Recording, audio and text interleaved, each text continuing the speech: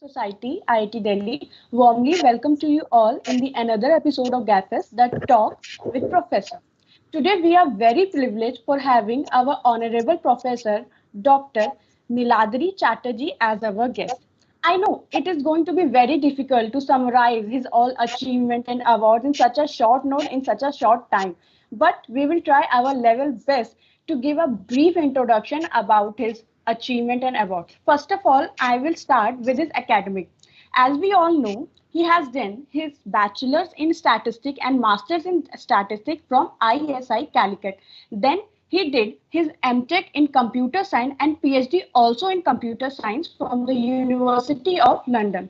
We all know he is associated with IIT Delhi for past 20 years. And before that, he was a lecturer in the University of London as well. I know we all heard about so many things about him. He has written more than 100 papers in international and national journal and conferences as well. He received the Best Paper Award in CICILNG and also Best Paper and the Raizada Memorial Shield by Computer Science of UNDP Scholarship for month-long training in INRIA France. He is also the recipient of the Commonwealth Scholarship of the British Council.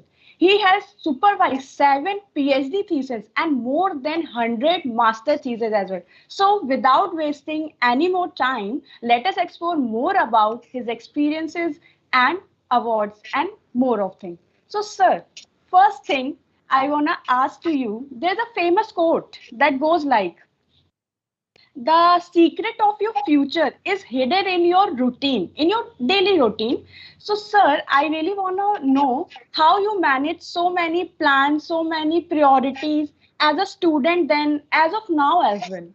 Could you please tell us? Thank you, Shraddha, for asking this question. Yes sir. Most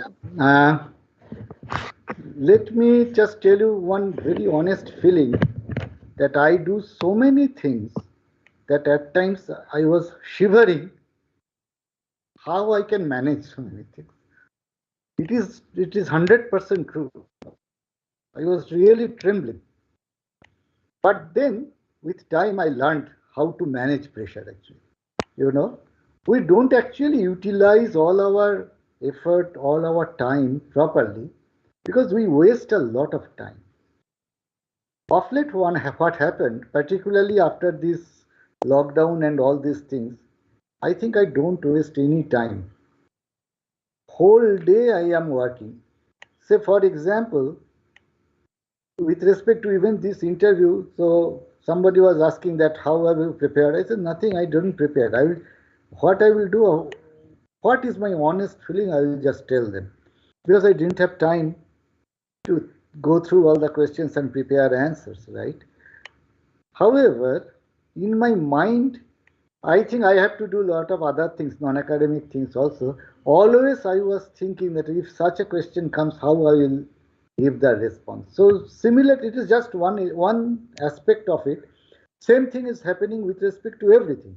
I have now, actually the description that you have given about me, they are a little bit backdated. I have actually finished 11 PhD students. I have about 150 papers now. And okay, other things are fine. So all this need time. If I have to give time to my students, and I am lucky to have very, very good students, extremely good. So working with them itself is a challenge. And they are from your MSc actually. They are all our MSc students. Yes. All toppers. So I am so privileged. So I have to give time to them as well because they are looking forward to me to receive things from me, right? Yes. So what I do, I keep thinking about their problems, how to improve upon it. Maybe I am doing something. Maybe I am driving. Maybe I am in a discussion with someone. And the moment other two start speaking, my mind goes into in another cycle. Okay, this answer could be done like this. Same thing about my teaching. Nowadays I am teaching through PPTs, okay?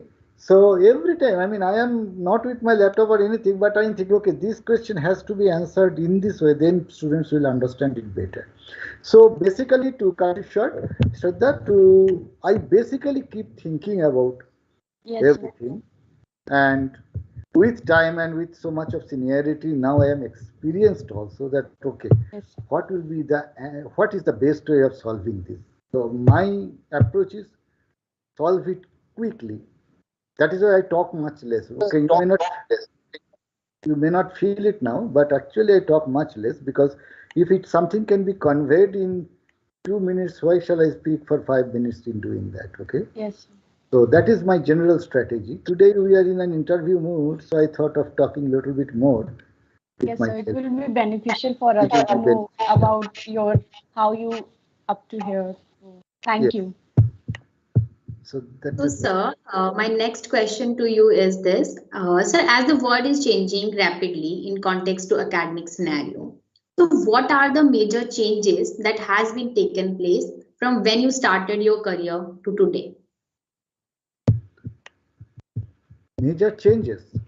With respect to IIT, I can say that major first thing happened is that number of students has increased manyfold. When I first joined, our MSc had the strength of 25 to 30. Now it has become, I think, around 70. I think in your batch, Yes, sir, 68. around 70. BTech was 48. Now it has become 120.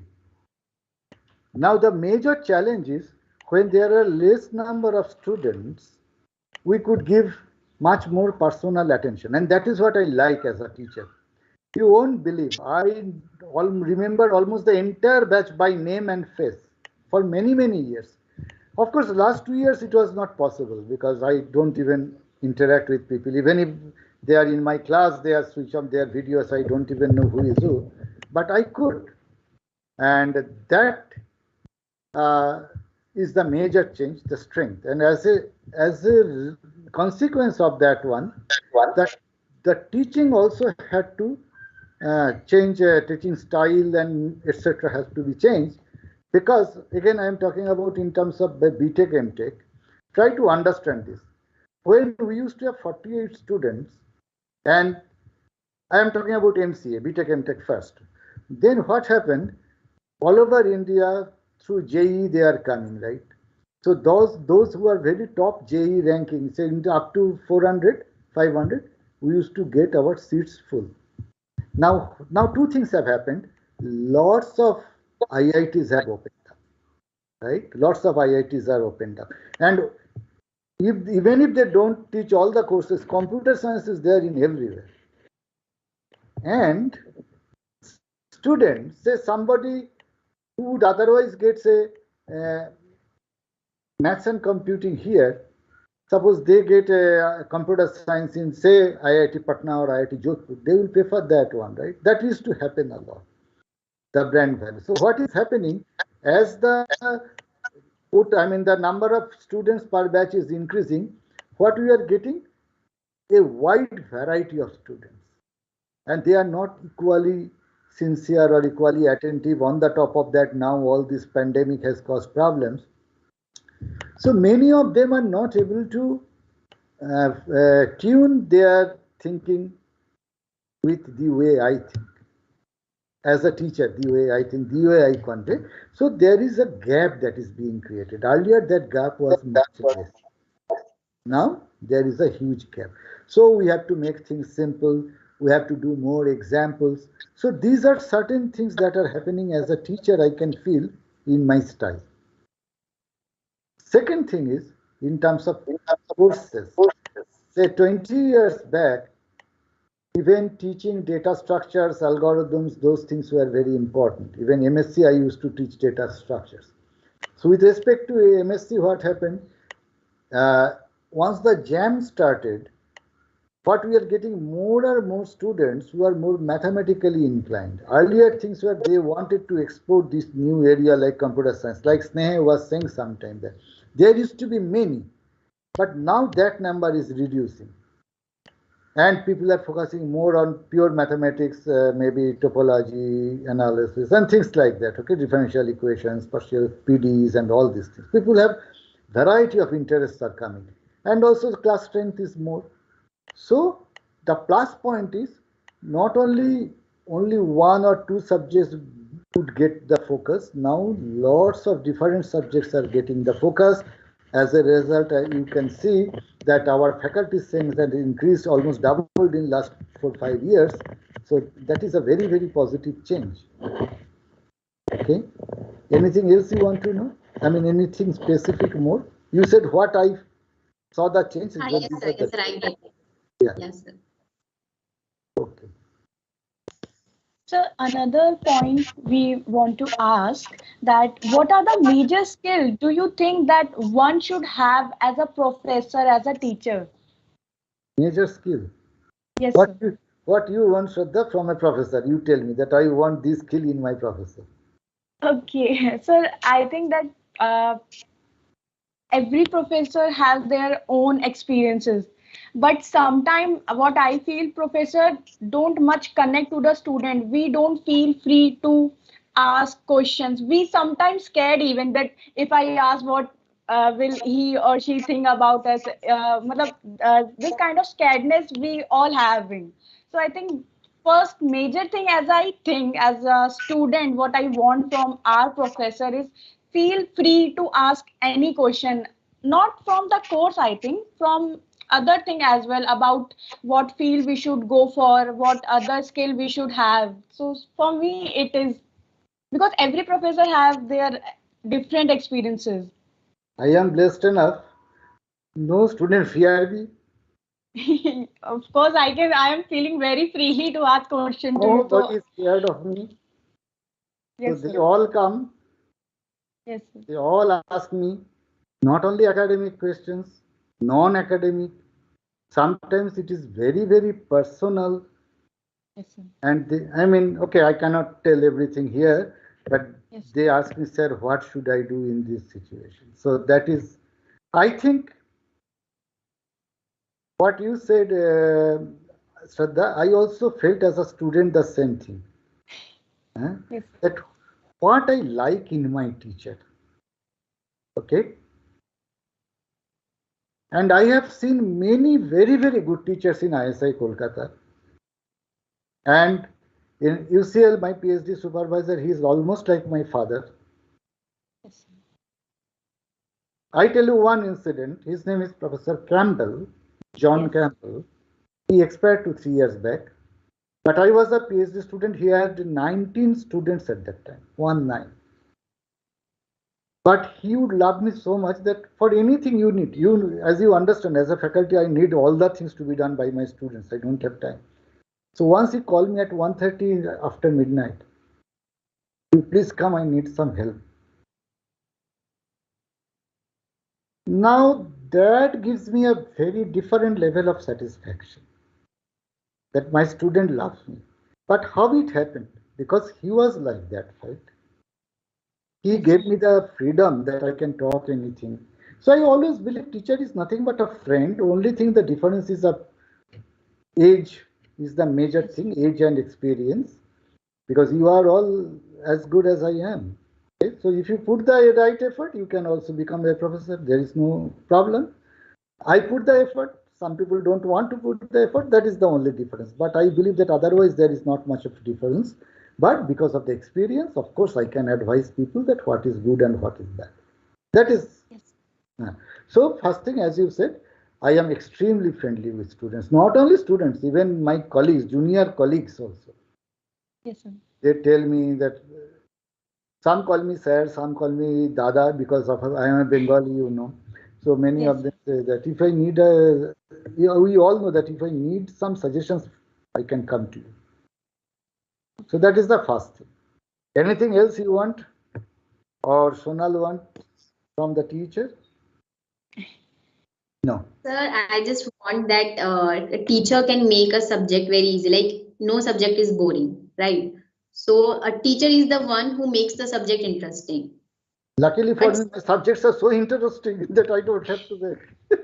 yes, subjects are interesting, but sometimes like each and everyone is not that much comfortable in learning a new subject. It becomes quite difficult sometimes. That is So a true. teacher, That is true. I try my best to make it as simple, and I believe that when I teach a course, you won't have to go back and study again. You will understand everything in my class. Yes, sir. After that, you have to go and practice. But understanding should be clear from my lectures. That is how I like to teach. But does it happen? Of course not. Why? Because students are not attentive. Somebody might have missed last two lectures, therefore cannot connect what I am doing today. So all these issues are there. But individually, each lecture I attend, I try to make it in such a way that anybody attending that one will be comfortable with the subject. And I don't mind if students identify my mistakes in the class. Sir, गलत है. ठीक है. Yes, I made a mistake. So that makes students more comfortable. yes, sir. I don't mind student asking me questions. You ask. That will be things will be clear in your mind. If you ask me the question, that means first thing is you are thinking. It is not that you are just blindly looking at it and thinking of something else. So look, you are thinking. That is why you are asking. So even if it is a silly question, even if it is a meaningless question, then I can clear that okay, because of this it is meaningless. Because otherwise you would have understood that okay, or if you think in this line, then you will understand that okay, this is going to be the obvious answer. So that is how I like to teach actually. So whether I teach statistics or algorithms or data structures or ML data science, everything. Try to make it. I have to put a lot of effort because of that. Because as I said, I am a very thinking person. So I think how this concept I will teach in my class, what example I will give, so that it will make easier for the students. Of course, it is not 100% successful, but the more students get it, the better it is from my teaching perspective actually. And another thing is about research. I give a lot of freedom to my students. You do this, then you come back to me. I will tell you where the mistake, where you have to do it. You are all brilliant students. You don't need anything from me. Only thing you need the guidance. This is what you will have to do. So that is how I am continuing. So I have finished 11 PhDs. At present, I have a 7 or 8 PhD students. So all over institute. Some are in trips, some are in School of IT, some are in School of AI. You know, I belong to many other departments too. So enjoying different problems. Yes, sir, definitely should. Yeah. So, sir, next question that I want to ask you, sir, as you had worked as a lecturer in University of London. So, sir, how is the environment different there from from IIT Delhi itself? Like what the teachers teaching in India and how the nature is different from there?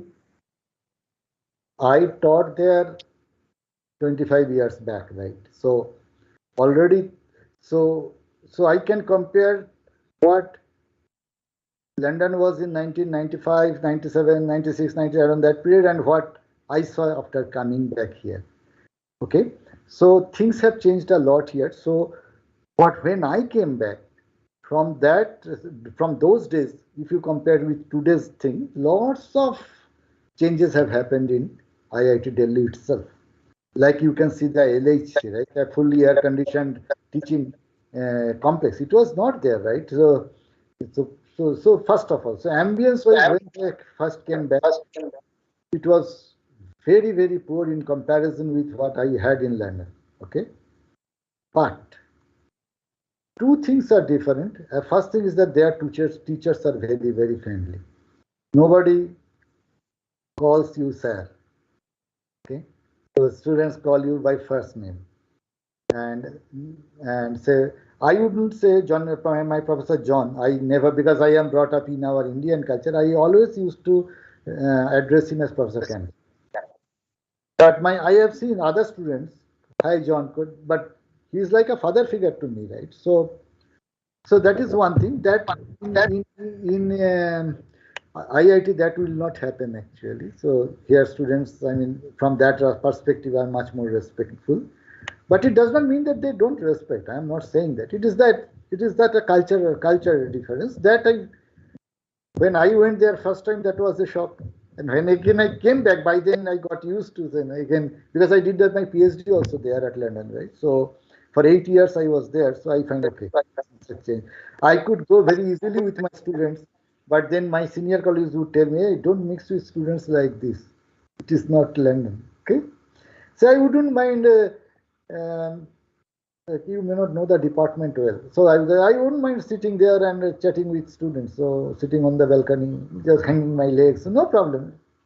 At least I was also younger, right? Now I can't do it, and but I don't see other younger people also doing the same. There is a huge change from the mentality perspective, but intelligence-wise, I always believe Indian students are much more intelligent, much more sincere, and I don't see any reason why we cannot compete with the world, and in fact, we do.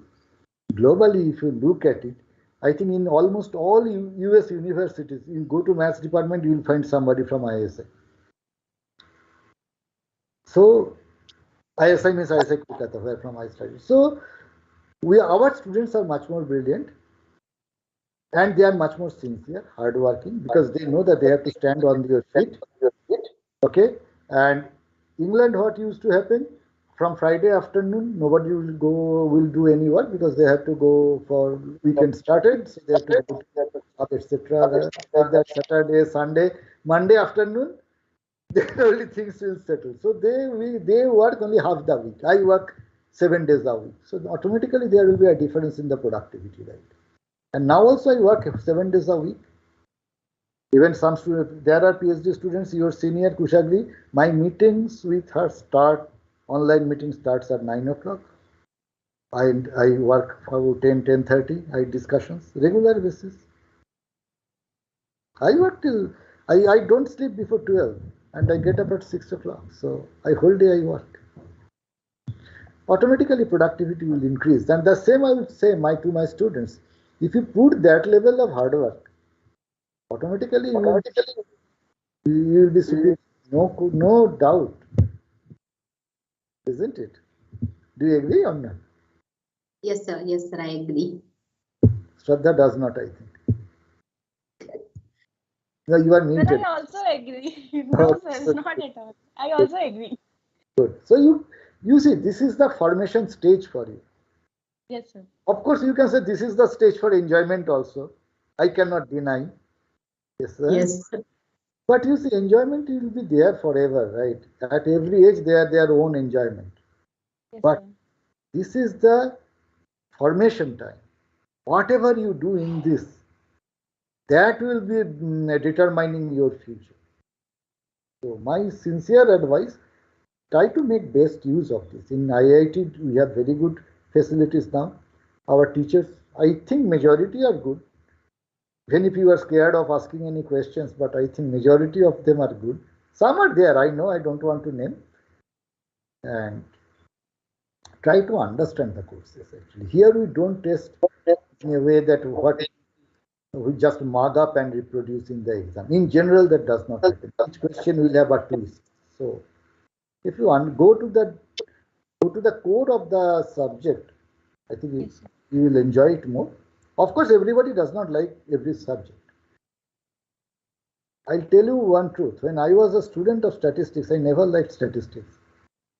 I thought it is an extremely boring subject, but perhaps wherever I am now, it is because of that knowledge. It is so useful, and I love it now. yes. Of course, I love computer science also. So you have to love your subject. And one thing I can proudly say that I love what I do. Most people do something for livelihood and love something else, right? In general, that is what happens because that is their hobby, liking, whatever, pastime. But I like what I do, so that is where I am engulfed whole day. It is not that I dislike it. I love talking to students. I love studying new things. As a teacher of AI, ML, that's the gamut of these subjects are expanding very, very fast. So every other day we need to learn new things. And my PhD students help me. I told them, explain this to me. I don't have time to read. You explain what is happening. So I gather my knowledge like that. So you have to be, your eyes, ears, mind, everything should be open. You try to absorb as much as you are getting, whether from younger people, older people, colleagues, does not matter. You learn, keep learning, keep learning. Yes, That's sir. it. One motto that will solve everything. Yes, sir. Love the thing you do, go to the core and absorb it. Get yourself absorbed, merged in that. That's it. Automatically you will excel. So those who want to do data science, try to see what is data science. Not that okay, I can run a few programs, I can I know what is LSTM, I know what is RNN. All of you may not know these terms, but those who are in ML may know. Try to see what they are doing. Then only you will succeed in life. Otherwise, it will be a monotonous job. There are many students, they are doing very ordinary job even after passing MSc from our maths department. Yes, sir. And many of them don't even have any ambition. One girl told me, sir, I want to be a school teacher. I have no other ambition in life. You will remain a school teacher. I am not saying it is a bad profession. It's a very, very noble profession. But if you look at in societal perspective, then there are many other steps that one can climb up, isn't it? Yes, sir. Like, So, so Yeah. just be perfect at whatever you are. Just try to progress each and every. Try to pursue that wholeheartedly. See, a yes, sir. lot of people ask me, what if I join PhD? Sir, I want to do a PhD. Many people. Yes, even somebody working in government, sir, I want to do a PhD. Why? PhD is not a game. Na? Okay, I come and I complete it and go back. If your heart does not lie there, then don't come for PhD. You should come for PhD. At least I take those students only who has the heart in it. They want to actually explore the subject. I want to do a PhD because I did not get any job, or because I am waiting to be married, so till then let me do PhD. It is not like that. I mean, never ever come. I don't take such students. I talk people, tell me you have to give me 5 years and dedicated way. And then only, because not only the student spends the time, it is the teacher who also spends a lot of time, lot of thinking, lot of effort to build the student, right? Okay. So, if you want to do PhD, first thing as Sonal said, your heart is there or no? Yes. Then only you think, okay. Otherwise, don't think. There is not that everybody will have to do a PhD. Nothing like that. You can do many other things in life. So, for example, I am a very good cook actually. I can cook very well. Yeah, so this is my so it is not that I do studies does not mean I don't do anything. In London, two things I did. One is studied, other thing is washing dishes. For anywhere there is a party, who will wash this? Because I don't like others' dirty work. I do it very nicely. I know I can do, and I am a very good cook actually. So I have even awards in cooking. So I don't mind cooking. Sorry to mention that because I didn't know that you are so good cook. Because you never had tasted my. No, sir, never. It's I difficult. searched it a lot, but I didn't see anywhere that you are a so good cook. No, well, nobody. I mean, I only tell people. Yes, I can. Even I got award for my cooking actually. So there used to be contests. Yes. So from Soviet land, I have given three recipes. Two of them, not at the same time, two different times. Two of them got award. And Bengalis love eating actually. So finally, we got to know about your cooking skills. Ah, good for me. But nowadays there is no picnic, departmental picnic or things like that. Picnic. So we used to have it. So then only I can show some of my skills, right?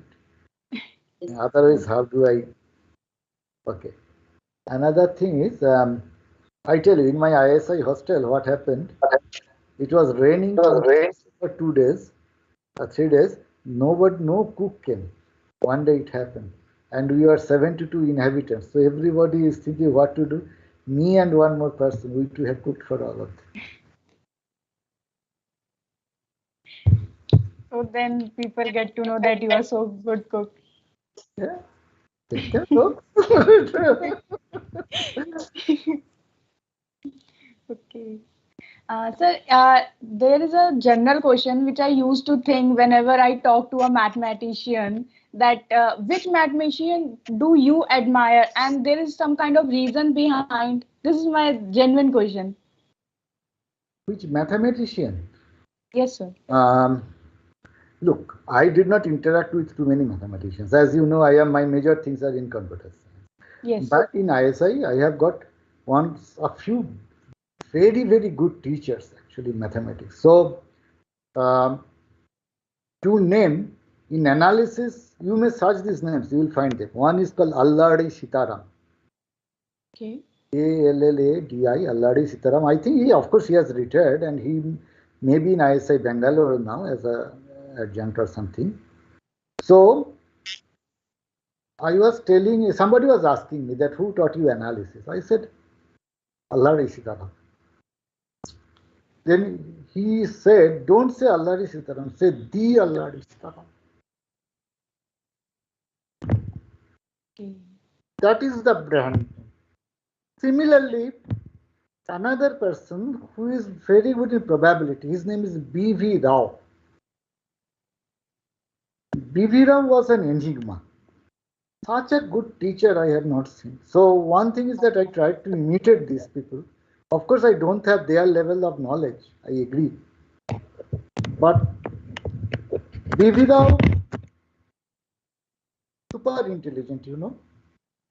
He joined PhD in ISI only, but he was not doing any work. Then his supervisor got very angry that you are not doing anything. Then Vivira said, what to do? All the problems are so simple that I don't feel like working on them. Then he has given him a problem which was unsolved for centuries. I have forgotten now exactly. And you won't believe he solved it in 17 days and that was his thesis. Oh, great. 17 days. And it haven't solved for a century. For centuries. And that is his thesis. Yeah. There were many great teachers in those days, but these two are superhuman actually. Super. P.V. Rao and Alladi Sitaram. Other than that,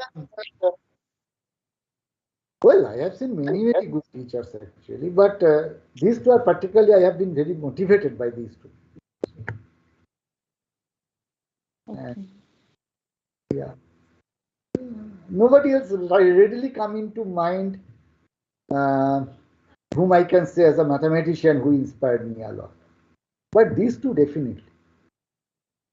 And you won't believe, I met B.B. Rao. Then after MStat, etc., I did MTech. People were a little bit unhappy why I have switched to computer science, etc. Then I went to UCL. And I came back maybe after about 15 years. I was walking in the corridor and B.B. Rao, are you not Niladri? That is the love that teachers should give to the students so that students will remember him forever. Yes, Lifelong, I will never forget. John Campbell, B.V. Rao, Sitaram Ayurveda, then there is one T. Krishnan. So these are some teachers whom I will never forget. So T. Krishnan taught us vectors and matrices, okay, in my first year of this term. One question I answered, I did some little bit trick, I think, as I feel. And then Krishnan, after checking the papers, he called me. And he said, Niladri, how could you do it in the exam hall? Then I said, why, it was wrong. He says, no, it took me actually one full day to understand you.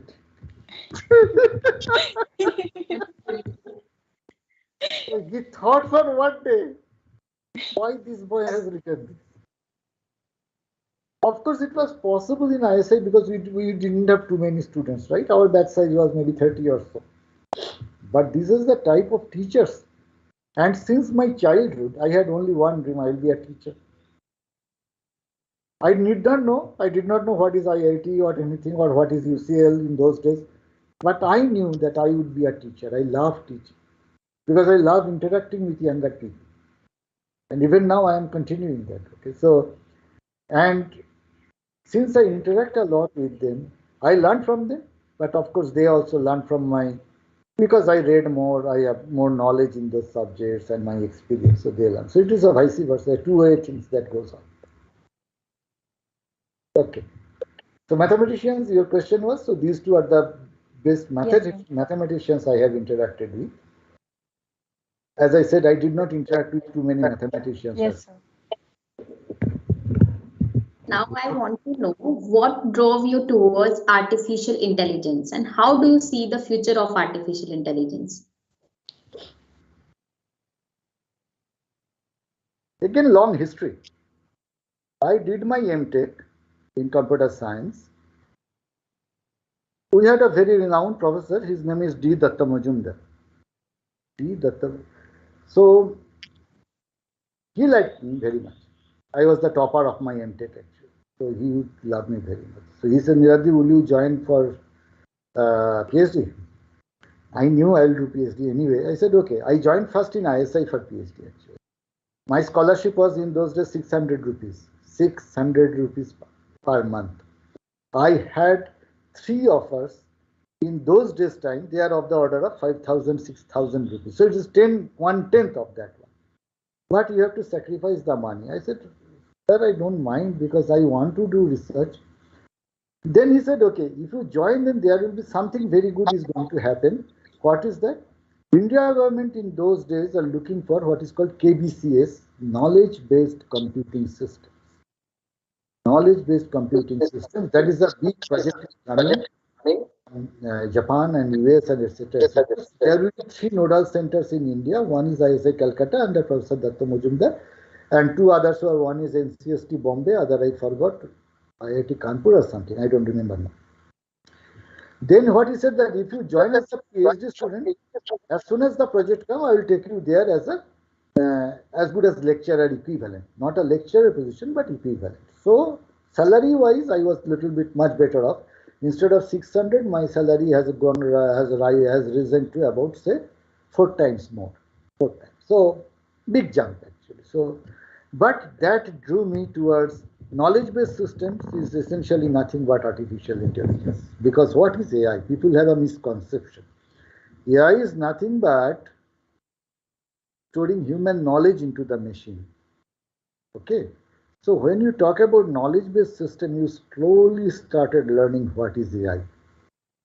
And I got fascinated by that one. And then, after a few years of working, I wrote a very good project proposal. And suddenly I could see the Commonwealth advertisement. I applied with that one. And they were very, very happy. So I got selected. Then I went to Professor Campbell. But Campbell first thing said, okay, I am not an image processing person. I work more on reasoning. So would you mind doing that one? Like that, my research in AI started. So it all just happened, you know. So whatever is destined, if something is destined, it will happen. In several routes, it will happen. Okay, so it happened like that. That I knew that, and my love is for language. Language, I love language actually.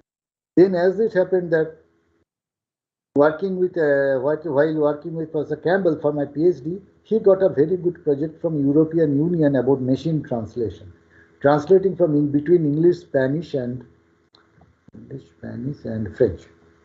Okay, so and he involved me in that project also.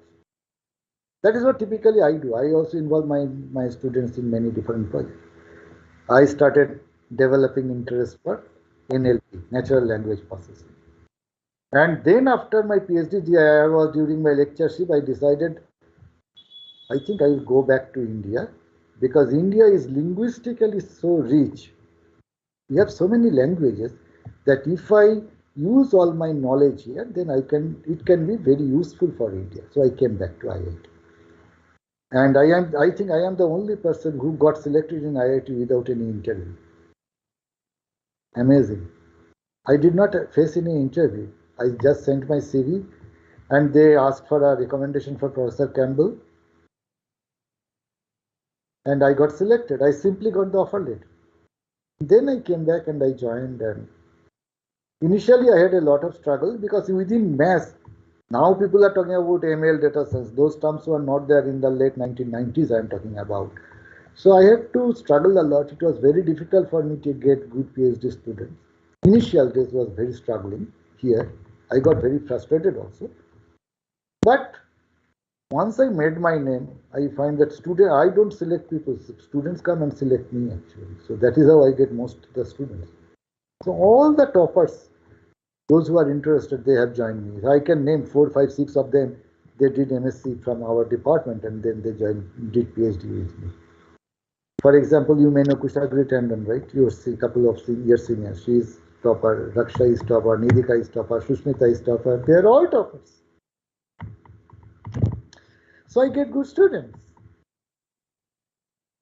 So again, it is all in destiny, but slowly it happened that I got into AI, got into NLP, and from there, NLP too, I started doing more data science, then more of machine learning. So nowadays people consider me somebody who knows something, but it was a long journey, and yes, of course, I enjoyed that, and that is how I am into this domain. Now, Sunal, your question was, what is the future of AI, right? Yes, sir. AI is something that will remain there, because it is nothing but computing, you know.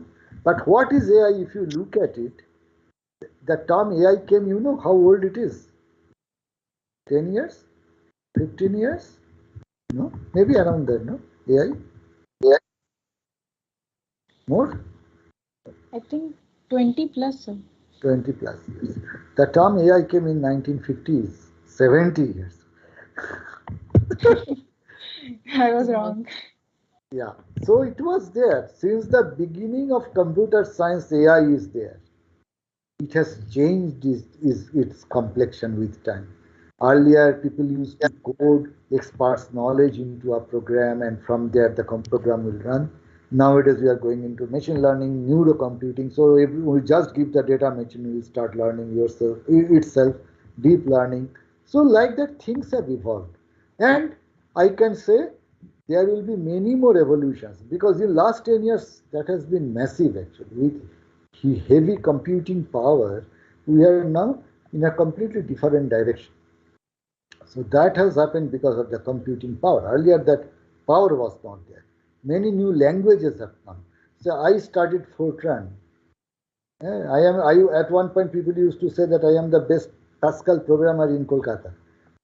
But those things have gone. Now people do Python, right? So in between, a few years back, people used to talk about Perl and Ruby, etc. Few years before that, people used to talk about Java. Even before that, C++. So things will keep changing with time. It is such an expanding domain. But AI will remain there forever. Forever. And as you can see, that the gamut is increasing, right? Nowadays, everybody is doing data science. You go to our bioscience department, there are people who are doing machine learning. Go to our applied mechanics, people are doing machine learning. You go to electrical, people are doing machine learning because in each domain, data is being created. And once the data is being created, and when you harvest the data, then you can make your systems learn. The only thing is how will you make it learn and how will you make it reason. So those strategies will keep changing. You people don't know, but there are many different types of logic. I am sure you people have read little bit about propositional logic and predicate logic. Have you or you have not yet? Not much. That is main thing for reasoning. But then there are many other reasoning. My PhD is on case-based reasoning. There is something called analogy-based reasoning. There is something called model-based reasoning. There is something called temporal reasoning. There is something called diffusible reasoning. So people are thinking in many different ways, depending upon the domain, what sort of reasoning will be needed to given a problem to get the solution. Okay, so that is what ML is all about, AI is all about, and as I said, it will continue forever. So future is very bright. Yes. Although my colleagues joke that I don't have natural intelligence, that is why I do artificial intelligence. No, sir, I don't think so. Joke is joke, right? Yes, sir. Okay. Sir, general question is, how it becomes so clear to you that you wanna be a professor? I mean, there's particular qualities or thing you got attracted towards. I told you, I love teaching. Yes, sir. That was my passion. I thought that if I learn something with a lot of struggle, suppose, if I can explain to others in a simpler way, that will Yes, sir. help them. So that was Yes. my main motivation. Okay.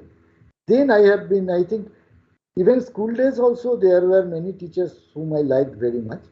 But particularly during the ISI days, particularly teachers like Bibi Rao, as I said, and Krishnan and Sitaram, they motivated me so much into that one. I knew I am going to be a teacher. And in any case, my father, he was also, he did, I think, mathematics honors, but my grandfather wanted him to be an engineer.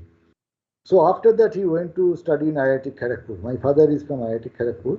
He did BTech, but he was never happy in the job. He wanted to be in science actually. So he was not meant. So that was one example in front of me. So he gave me the liberty that you won't have to look for money or thing.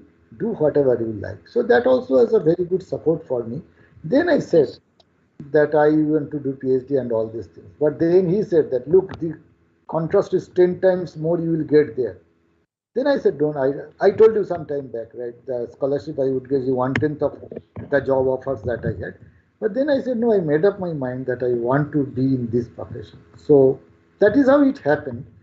Nobody told me. See, maybe from my inside, I had a feeling that, okay, I'll be there. Now, when I was in school, primary days, I will be a teacher means my dream would go maximum to a school, right? I would not think about a university, college or university or an institute. I did not think up to that much when I was very small. But as I grew older, I knew that where I can fit, and accordingly qualification started, and then it happened. Yes, sir. Anything else? So which books do you like other than mathematics and artificial intelligence? Any other Subject deadly? wise or novel, etc. You mean academic books but non-mathematics statistics or So not? you can consider non-academic also, and many some professors read autobiography or some novel related. Ah, novel. Um, Frankly, I read many novels in Bengali. You people won't know their names, okay? I said Tagore you must have heard of. You must have heard. I don't know if you have heard of Sharat Chandra Chatterjee or not. He is the author of Devdas. Devdas is a very. You heard of the film Devdas? Devdas? Yes, sir. Yes, sir. Yes, I sir. have Ah, also. so in those days I used to read those novels. When I started reading in English, um, I was I used to like detective stories a lot. So Sherlock Holmes was my very favorite for long time. Okay, and if I look at classical things, I mean I love reading Shakespeare, even if it is not actual English. But Charles Lamb, you might have heard of Charles Lamb, who have narrated all those stories in English, but in the form of stories. And my very favorite book is Hamlet, the Prince of Denmark. I don't know if you have read it, Macbeth. These are my very favorite things from Shakespeare. I love a lot. And among other authors, Sir Arthur Conan Doyle, not only for Sherlock Holmes, but also for other stories also I have read. I used to like this. But last 15, 20 years, I did not read anything outside my academic actually. Nothing. So my memory is little bit blurred. Maybe after retirement, I'll see. After retirement, my ambition is to learn a few languages. Like I want to learn. I know French and I know some Spanish, but I want to make them better. I want to learn a little bit of Japanese. It's a very very difficult language. So I have some plans. I will. It will materialize or not, I don't know, but that is my interest. Sir, is there any incident with your teacher or with your student that brings joy to your face and you feel it was like very epic incident that happened in my life? Uh, One thing happened. 2013. I taught the statistics course for the mechanical department. They had some 200 students. I taught them. So many of them became a big fan of mine. It was in their first or second year. Then there was a boy, I'm just forgetting his name. He flunked. He got 28. He got 28. But then quite a few students from his batch came and they told me, sir, he's from a very poor family or something like that. Exactly. Sir, he could not do well, but he's a very good student. Sir, please pass him. Don't fail. He will be very upset. He has already many problems. Please pass him. Otherwise, there will be a problem. Because I think some background problem or etc. Generally, I don't encourage these things actually. But I said, okay, if because the toppers came, the toppers said, there were many. I still remember some of them are still in touch with me. Mechanical department 2012-13, but still they are in touch with me 10 years after they have passed out because many of them liked me a lot. So I passed them. I passed that boy. After 2 years, one day he came with a bag of sweets. What he says that changed my life. That you passed me despite that I failed. Then I said, why did you bring the sweets? I became the topper. So he was so motivated. He became topper. So that is something I never forget because it is, as a teacher, I feel very blessed that I could do so much good for some student. Another incident, it is slightly on lighter note. Just before the lockdown, actually, it happened. Just before the in February or something. It was 7 o'clock in the evening. I was in my department. I was working something. Suddenly, a boy or person came like that and peeped into my office. So much of beard. And then he says, sir, can you recognize me? And then I thought for some time, and then I said, are you Saksham Makhija? Yeah. You see, I see the name also.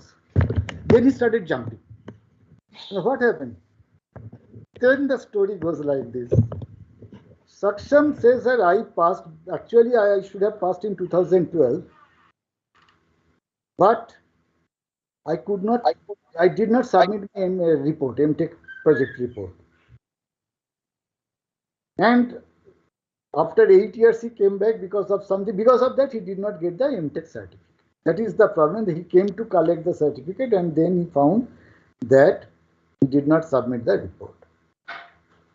Then what to do? So he came to the department and met the then head, it was Professor Srinath. And then Sinha said, I don't know who you are, as expected actually. So then he says that who can recognize? Then he said, let me try. And then he came. So the moment I said, he started jumping. Will gaya, Then he made me sign something, and then he could submit, and then he got the degree also. So as I said, these two are very fond memories of mine. Of course, there are many with time. Yes, sir. But these two, first one is very motivating actually, because the boy was crying, and it is all because of that I passed him. So very heart touching incident, but I liked it. I will remember it forever. Yes, sir. There may be many more things that I could recollect, but it will take time. These two are most important for me, I think. Heart-touching moments for you. So, Anything? as you have received the Best Paper Award at CICLING conference in Hafia, Israel, and also received Best Paper Award and the Raizada Memorial Shield from the Computer Society of India. Would you like to share your experience of what made you win these prestigious awards with us?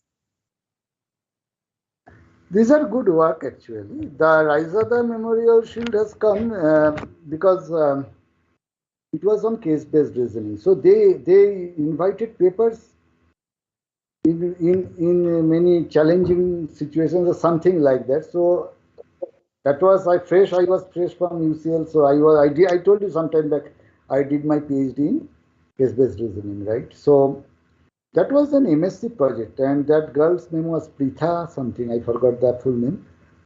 So the paper, I gave her. She says that I am interested in more of computer science. I am an MSc mathematics student, but I want to do. So what I did, okay, I gave the project actually, and against the emerging ideas or something, I submitted that paper to Computer Society of India, and then it got the best paper award of that.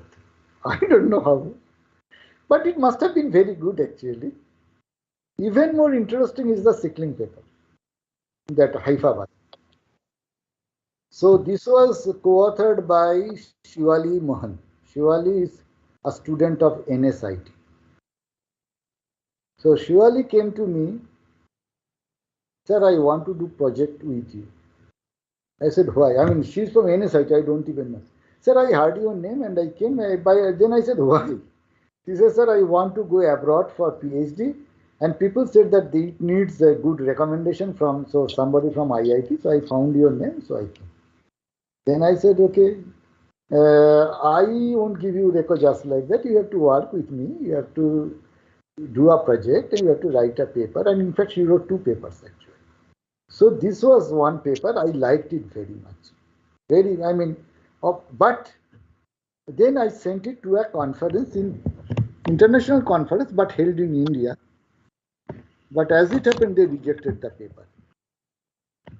So Shivali came to me crying.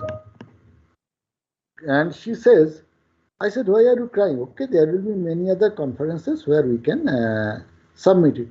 She says, no, sir, that is not the problem. Then I said, what is your problem? She said, you won't give me RECO. That is the problem. So I felt, okay, very funny, but what to do? But it was a very good work. Then I said, okay, one major problem is the writing is not the best. I will rewrite the paper actually. So I told her, okay, let you give me some time, I will rewrite the paper and I will submit it. So then I submitted it to that conference, Chickling, and then one day a mail came that yours is selected the best paper. It is a wonderful paper actually. The concept of random indexing, in today's world, people don't talk about random indexing because of the heavy computation thing that is going on in the form of those who are in NLP may know what to take BART and all those terms. But when this paper was done, so much of computing power was not there. So how do you represent text in the form of vectors? That was the major challenge. So this paper is based on that. That is called the theory of random indexing. So they found it very, very novel. And in fact, uh, they made my registration fee. I went to Israel. I have presented the paper. They have taken me all around Israel. Lot of places I have seen. Jerusalem, the path. I don't know how much of these things you know. Jesus has traversed that path for the crucifixion, right? So I have traversed that part. I have seen a lot of Israel because of that paper. So very, very fond memories actually. And of course, I have given very good record to Shivali. Shivali then went to Michigan and she finished her PhD and now she is somewhere, I don't know, not much in touch these days. Yes, sir. Sir, one question I got from audience who's watching us. As your primary research areas are artificial intelligence, natural language processing, machine learning, and rough set and many more, which are some of the fields that are advancing at a very high pace. And every student nowadays want to learn AI and ML. Even he or she is not even interested in it just because of its popularity. What is your advice to those students? Look, it is all about their career, right? Career you are saying or their research career. Okay, there is always a supply and demand problem, isn't it? Supply and demand. So if there is enough supply, then there will be a problem. Yes, sir. And so you have to, if you really want to go to AI ML, you have to contribute something new. Not that okay, I learned TensorFlow or I learned some PyTorch or some scikit, etc., scikit-learn, etc. Therefore, I can run a few different types of neurocomputer. Therefore, I am an ML data science expert. That is not going to happen. Yes. You have to contribute there in some form. Majority of the work that is going on in this domain is people don't know which model to apply. So they get some data set thanks to Kaggle and other places. There will be many data sets available.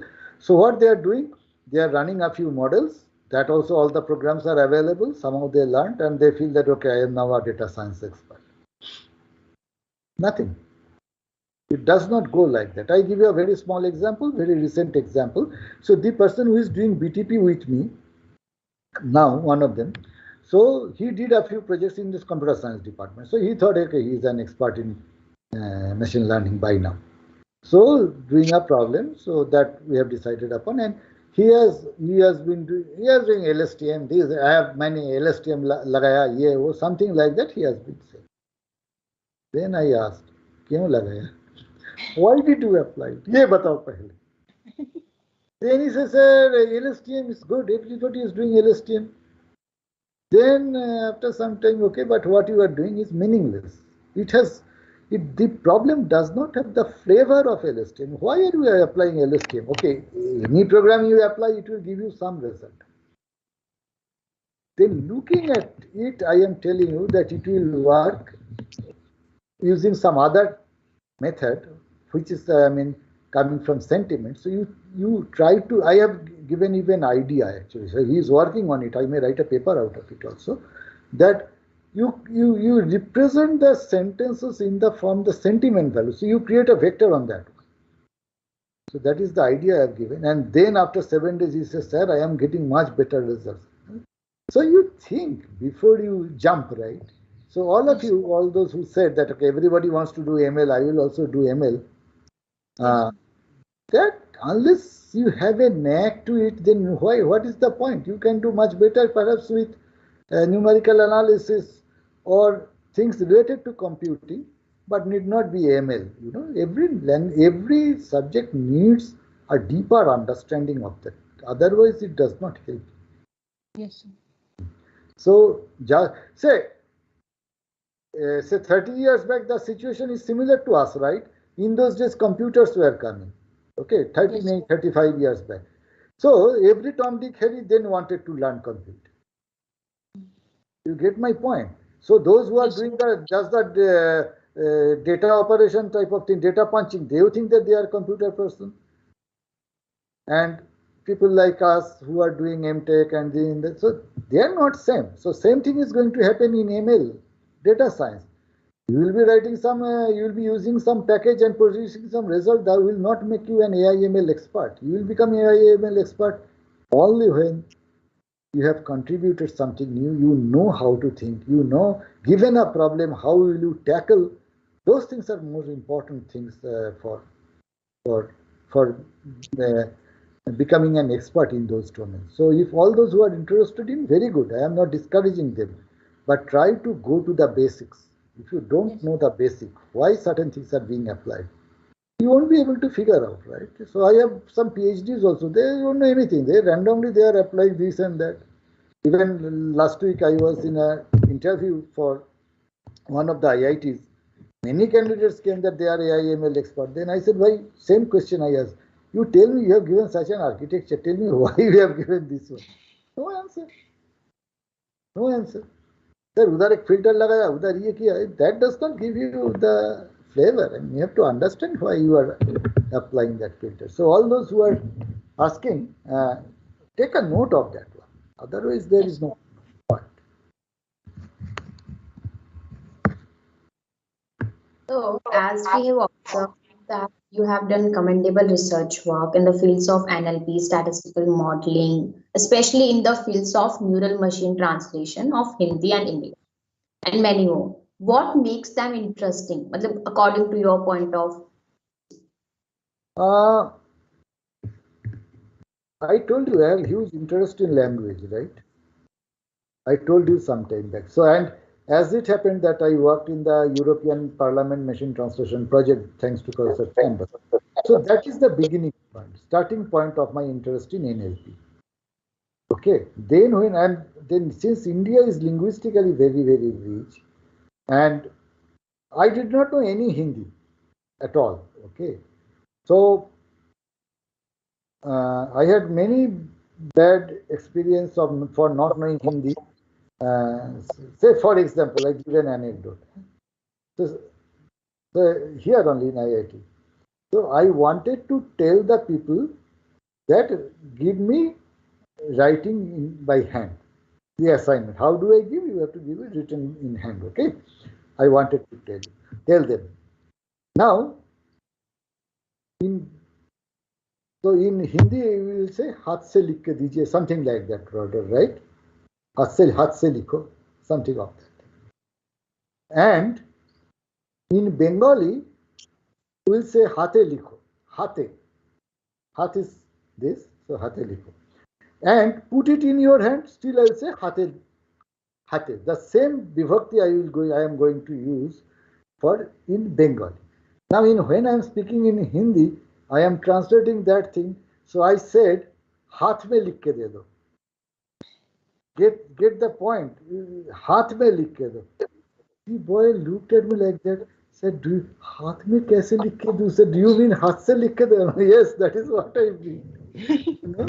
So this is a typical problem that first of all in Bengali we don't have that much of gender separation at all in verb or anywhere.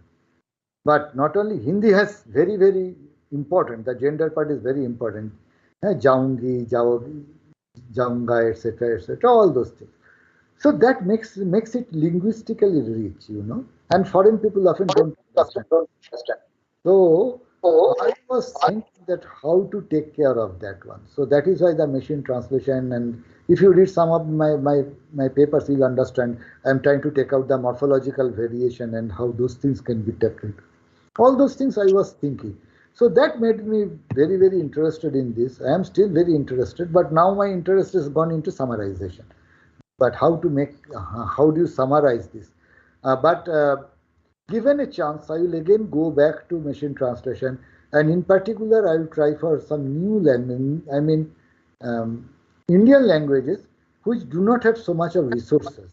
Say, for example, uh, Bengali, Hindi, Tamil, Telugu, Malayalam, they have some resources, but there are many other languages, say Santali, eh, Maithili, they don't have this much of resources, right? And without resource, you cannot do an AI program to work on those languages. So, given chance, I will try to work on those languages actually, to make systems in these languages available for people's use.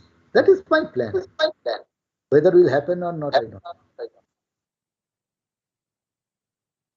So, what is your most favorite paper in NLP?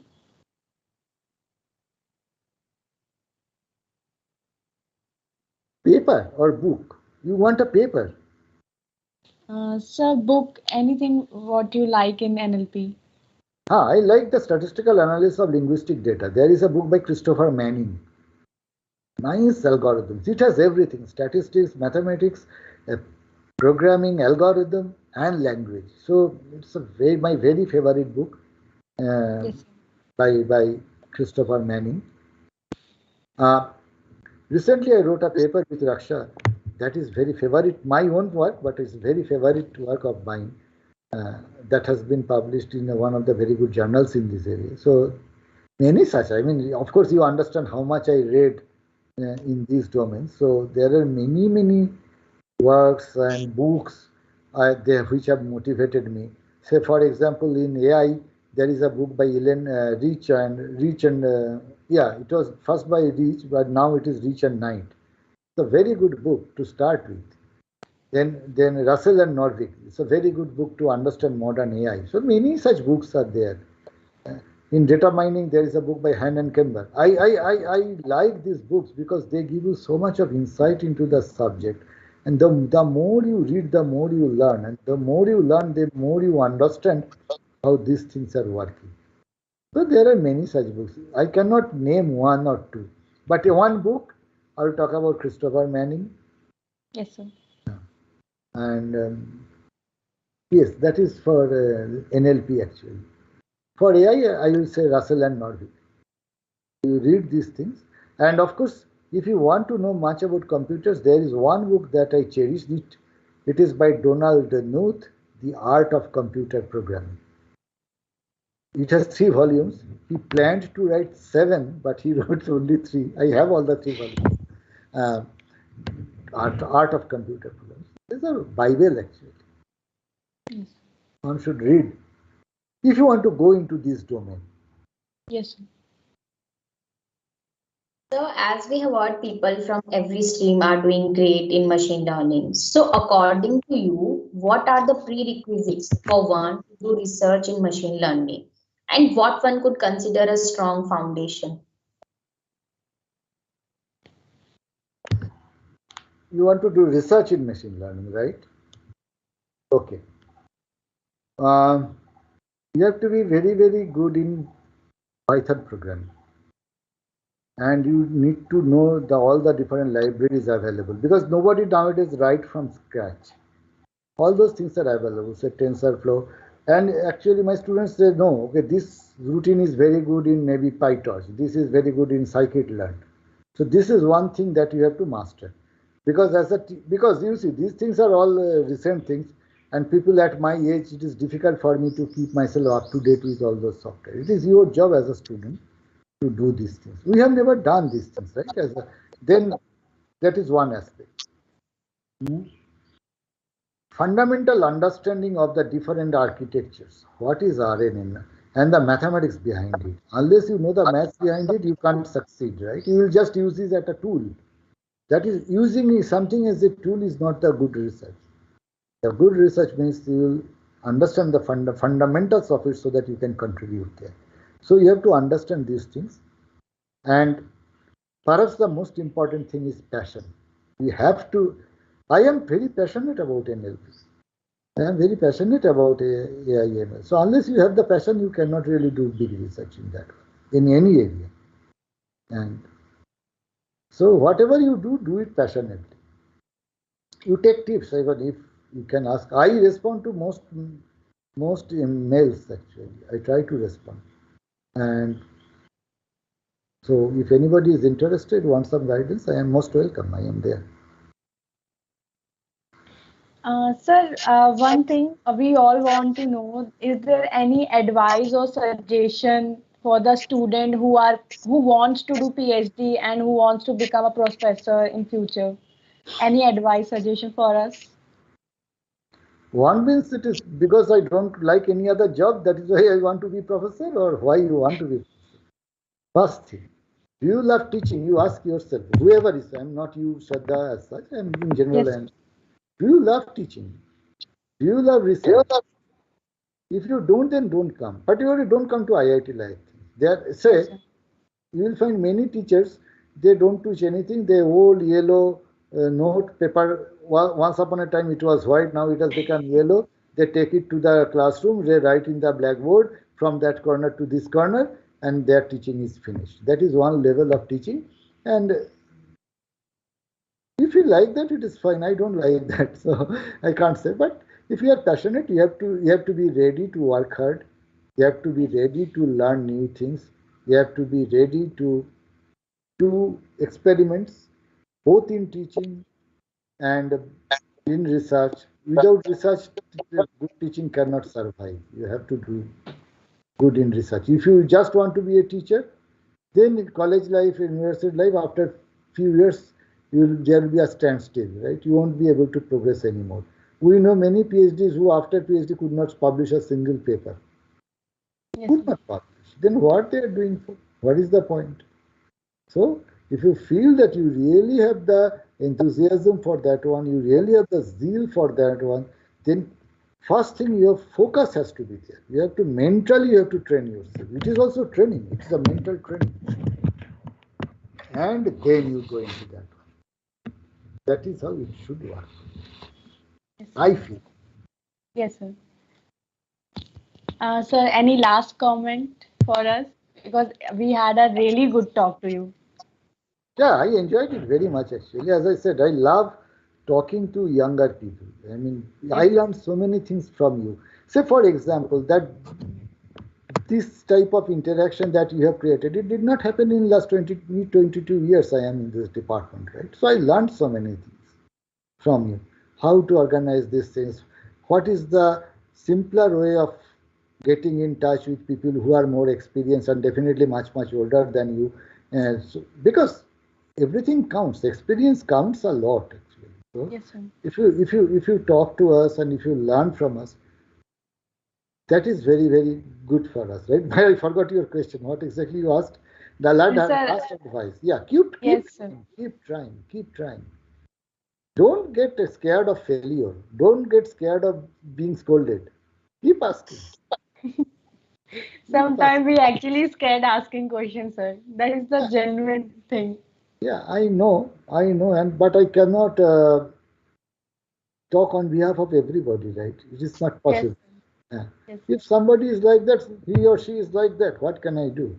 But that should yes, not be the mentality of a teacher. I strongly believe that, and I definitely don't carry that thing.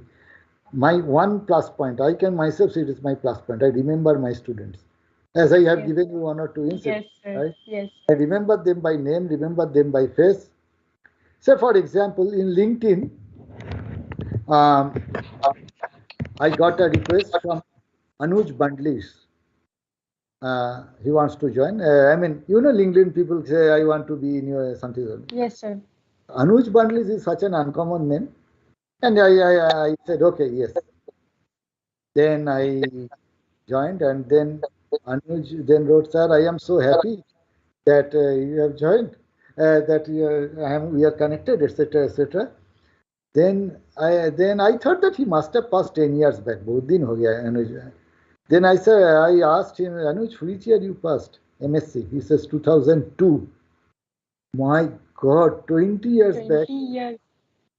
and now he is happy. So, but I remember, he says, I am surprised that you remember me. I said, not only I remember your wife also. They used to move together. Her name is Rima. Am I correct? He says yes. So, if you remember that make the contact very precious. That okay, this teacher Yes, remembers me. Okay, so that is a very good encouragement. As I told you, the Bibi Rao recognized me on the corridor. Are you not in Niladri? I mean, yes, sir, but that is, I think I passed MSTAT in 84, so it must be around 2002. So 84 to 2018 years after that one. So he remembered me. Similar thing happened with Shobanlal Kundu. He taught me in my MTech 1985-86. I passed my MTech, and then I thought, etc. I went abroad, etc., etc. Then 2012 there is a conference. And I found that Professor Kundu is sitting there as the chair of that session. And I went there and said, "Can you recognize me?" Imagine 1986, 2012 or something like that. He said, "Yes, I know you, Niladri. How are you?" And I'll never forget. Yes, sir. So I feel that if I also maintain such a cordial relationship with my students, they will be encouraged. And the more encouraged you are, and the more you come in contact with experienced people, it's more benefit for you. You will be benefited, and I will be benefited, because students are always much brighter. They have the sharp mind. They can think more. We have become more stereotyped because of the system. And in any case, age is a factor, right? So younger people have a much sharper mind, much bright mind, and a newer vision, newer way of looking at things. So that is always useful for senior people like me, because then I can get many ideas. So nowadays in ML, AI, ML, lots of new problems are coming up, right? So most of these problems students are telling me. Say for example, one student is working with me from BTech. Uh, the problem is, uh, so students particularly are very depressed. Many students are very depressed, and many students have psychological disorder, right? So they often commit suicide. Even in IIT also lots of suicide cases happen. So they are writing notes. So can we make an NLP system where we analyze past notes to figure out a today's patient from his or her notes whether she has the tendency to commit suicide or not? If we can do that, then it gives a huge help to the counselor, right? That how this person has to be treated. Medicine, yoga, meditation, I don't know. I am not a doctor, I don't know. But identification of that, okay, this possibility is there, that itself is a very big challenge, because people write in their notes many garbage, many things which may not be true. So can you design such an ML system? So one of my second year students, she is working on it. But she brought the problem to me. Not that it is my problem.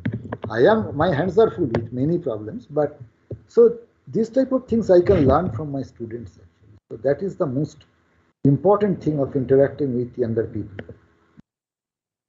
So what was your question? The last advice? No. Yes, sir.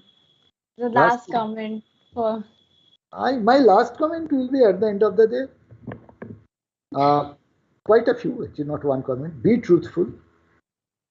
Yes, sir. Do whatever you do it honestly.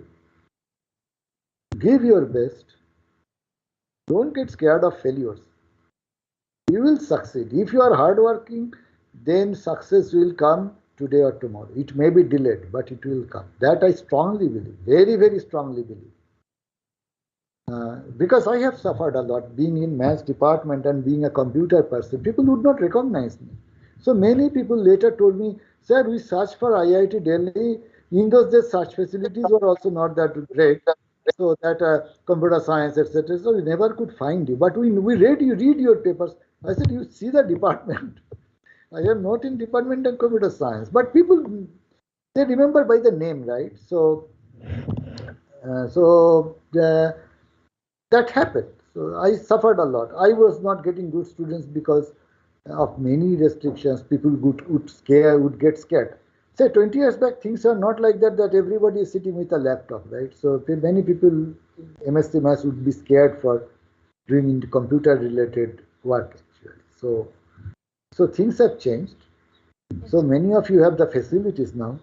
Only thing you have to put the mind, do it honestly, put your best effort. Don't get scared of failure. Success is there. That is my advice. I follow that. Yes, sir. Follow that. I am extremely hardworking. I can boast to anybody. At 11 o'clock, 12 o'clock, you call me, I am working. If not, maybe very simple one. It's not that always I am doing great research. not at all. Maybe I am doing my PPT. Maybe I am just altering. No, this problem is not good. I will rather give this example. I have a limited time, right? I cannot give all the examples. So this thinking, continuous thinking, that improves.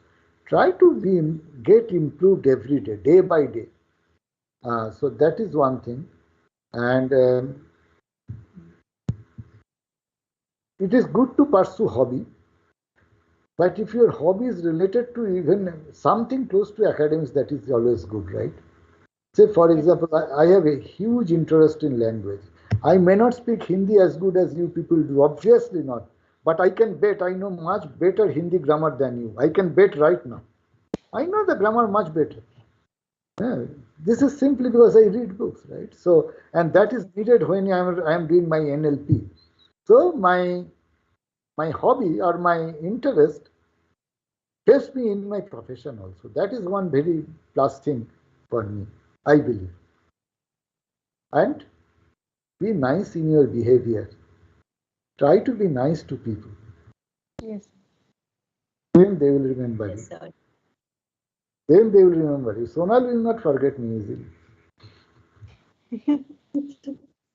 No, sir, not at all. You will forget me? No, sir, I said not at all. That is what I am saying. You will not forget me, I know. So generally, I think I try to create an everlasting impression that, okay, if I really follow these things, really it will be good for me. All of you will do that. If you do that, then success is at your hand. At the end of the day, people cannot stop one good thing forever. You know, Yes, sir. they can try. Lots of politics happen even in such small departments also. You will be seeing among classmates there will be small level politics. Chalta rehta hai. That is the part of human nature. But if you are straight, keep your head high, okay? Yes, sir. Have self-belief. Have self-belief. That is very, very important. That, okay, I have to have my self-belief. Okay, I can do it. Then put your best. Yes, sir. You will succeed. Any one of you will succeed. Okay? So that is my last advice. If you, I mean, for you all, I will have another 30, 40 years of career at least, right? So practice some of these things, that will be helpful. Thank you, sir, for giving precious advices to us. It was a great pleasure talking to you. And thank you once again for always putting up efforts to make a friendly environment for your students. Thank you, sir, for telling us that we should love what we are doing and keep our minds open to observe things around us. It was a pleasure to get to know that you are a wonderful cook. You have not only helped students who are studying at IIT Delhi, but also everyone who is interested in statistics through your Daptal videos. It was amazing to get to know about your love of language, love for the language, and the importance of artificial intelligence and machine learning. We all got to know about your love for teaching. Lastly, thank you for giving us time and sharing your experience in spite of your busy schedule. Thank you, sir. Thank you so much, sir. for giving me the opportunity to interact with you for 1.5 hours. It is Yes, very, sir. very, very We are pleasant. very privileged. Thanks a lot, all others who are not spoken but must have been there listening.